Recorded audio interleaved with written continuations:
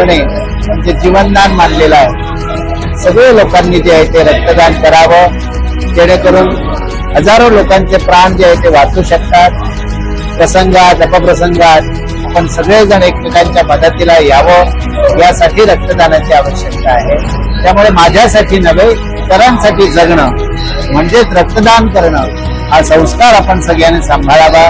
तसंच आपण सगळे दरवेळी मंदिरात, कुठल्या तरी पंचायतीमध्ये, कुठल्या तरी आपल्या विशेष कार्यक्रमांमध्ये असले सोहळे ठेवा ज्याच्यामध्ये लोकांच्या भल्याचा विचार आहे आणि काही विशेष खर्च काही नाही, आपण सहज हे करू शकतो। सगळ्यांनी रक्तदान केल्याबद्दल आजच्या या तपोभूमीवर ते रक्तदान झालेल्या सगळ्यांना परमेश्वर उदंड आयुष्य आणि आरोग्य देवो। व सर्वांना खूप धन्यवाद।